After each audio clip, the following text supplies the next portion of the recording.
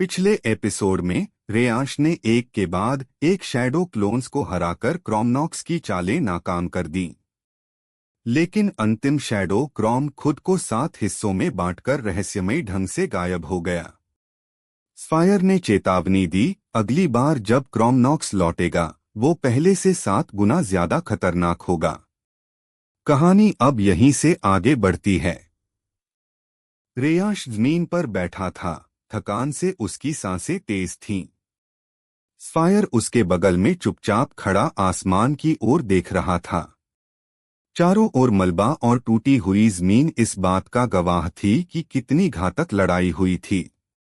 तभी अचानक जमीन नीचे से हल्के कंपन के साथ गर्म होने लगी। रेयांश ने घास को छूते ही पीछे खींच लिया। ये क्या?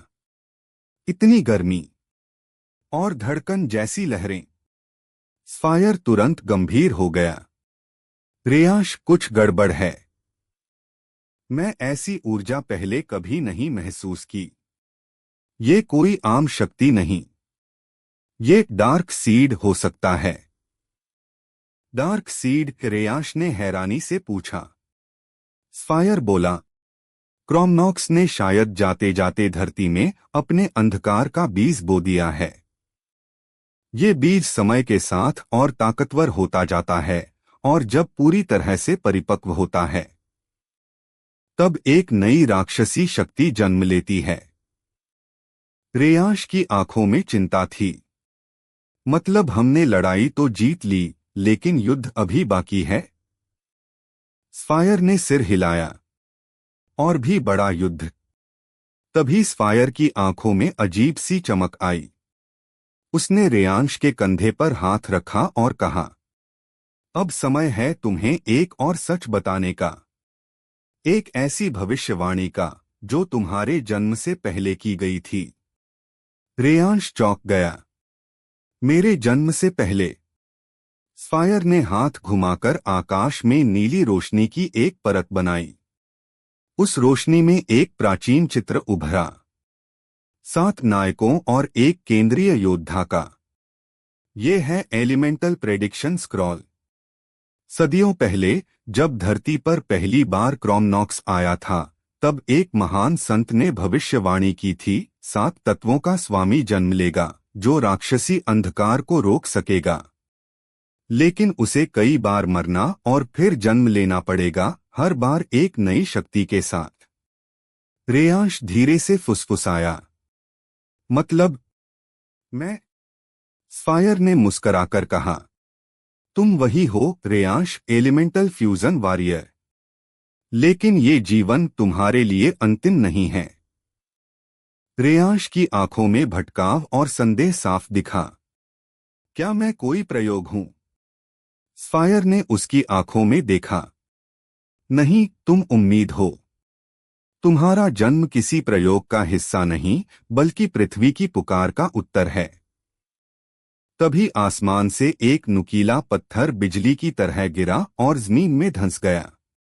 Target lock confirmed, Reyansh located, एक यांत्रिक आवाज गूंजी।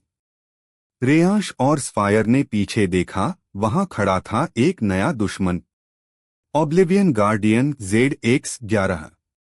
एक आधा मशीन आधा मानव जैसे प्राणी, जिसके सीने पर क्रोमनॉक्स का निशान चमक रहा था।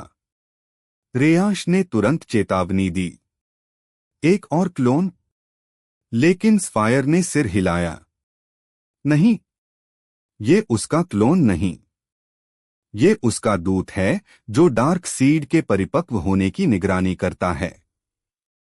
और अगर वो तुम्हें इस अवस्था में पकड़ ले तो कहानी वहीं खत्म हो जाएगी। रेयांश ने खड़े होकर कमर सीधी की, मुट्ठियां कस लीं। तो फिर एक और युद्ध सही। चारों ओर हवा भारी हो गई थी। जमीन कांप रही थी और आसमान पर बिजली की लहरें जोर से चमक रही थीं।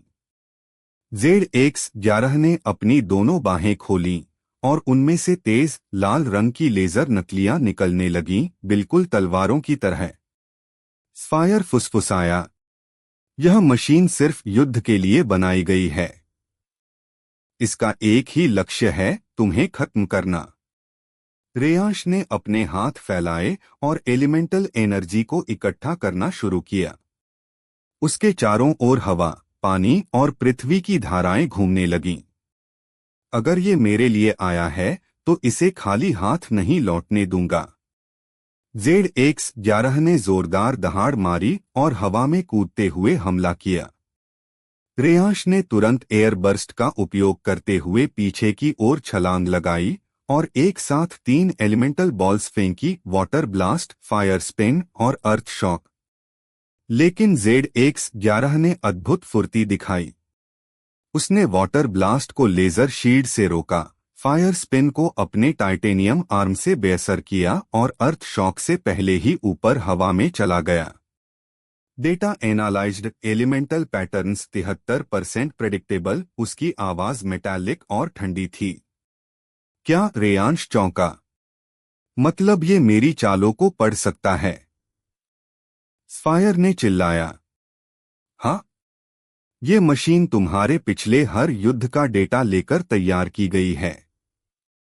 तुम्हें कुछ नया करना होगा, कुछ ऐसा जो तुझे खुद भी पता न हो। रेयांश ने गहरी सांस ली और अपनी आंखें बंद कर लीं। उसके दिमाग में तेजी से वो सारे युद्ध घूमने लगे। स्फायर से पहली मुलाकात, स्कॉर्च के साथ युद्ध और क्रोमनॉक्स की चुनौतियां। मुझे अपनी सीमाओं को तोड़ना होगा। तभी उसके चारों ओर नीली और सुनहरी रोशनी फैलने लगी। उसके शरीर पर एक नई शक्ति की लहर दौड़ गई और उसके शरीर से फ्यूजन मोड अल्फा की तरंगें बाहर निकलीं। Fusion element thunderstorm. आसमान कड़कने लगा। बिजली की धाराएं रेयांश के चारों ओर घूमने लगीं। उसके बाल हवा में उड़ने लगे और उसकी आंखों में चमक थी। ZX-11 ने तुरंत हमला किया, लेकिन इस बार रेयांश ने उससे पहले ही जमीन से उड़ान भरी और बिजली की रफ्तार से ZX-11 के पीछे पहुंच गया। Thunder strike level 1। एक जोरदार बिजली का झटका ZX-11 की पीठ पर गिरा, जिससे मशीन जमीन से टकराकर कई फीट तक घिसट गया। ZX-11 system rebooting. Unexpected pattern. Elemental oscillation detected. Reyansh ने सांस लेते हुए कहा, मुझे नहीं पता ये शक्ति कितनी देर टिकेगी, लेकिन जब तक है, इसे खत्म करना होगा। लेकिन तभी ZX-11 का सीना खुला और उसमें से एक काला गोला निकला। Shadow core activated. अचानक आसमान काला हो गया और हवा थमसी गई। रेयांश के शरीर की बिजली की धाराएं डगमगाने लगीं। स्फायर ने चिल्लाया, रेयांश, वो क्रोमनॉक्स की छाया का बीज है, शैडो कोर। ये तुम्हारी फ्यूजन ऊर्जा को खा सकता है। रेयांश ने देखा उसके हाथ की बिजली कमजोर हो रही थी। नहीं, मैं अब पीछे नहीं हटूंगा। उसने दोनों हाथों को आकाश की ओर उठाया। एलिमेंटल स्पिरिट्स, अगर मैं वाकई भविष्य का योद्धा हूं तो मुझे अब तुम्हारा साथ चाहिए। आसमान में बिजली चमकी, आग की एक लहर उभरी और पानी की बूंदें हवा में तैरने लगीं। तीनों तत्वों ने एक साथ रेयांश के शरीर में प्रवेश किया। उसके चारों ओर एक त्रिरंगीय आभा बन गई, नीला, लाल और सुनहरा। Triple element fusion final mode. ZX-11 ने शैडो कोर से हमला किया, लेकिन रेयांश ने तुरंत जवाब दिया। Trinity vortex blast. तीनों एलिमेंट्स की शक्ति से बना एक विशाल तूफान ZX-11 की ओर बढ़ा और कुछ ही पलों में उसकी पूरी संरचना टुकड़ों में बिखर गई। जमीन फिर शांत हो गई। रेयांश ने घुटनों के बल बैठते हुए स्फायर की ओर देखा। ये खत्म हुआ। स्फायर ने आसमान की ओर देखा। नहीं, ये तो बस शुरुआत है। शैडो कोर के टूटने से डार्क सीड की वृद्धि और तेज हो जाएगी। रेयांश ने अपनी मुट्ठी बांधी और धीरे से कहा, तो मैं तैयार रहूंगा, हर अगली परीक्षा के लिए।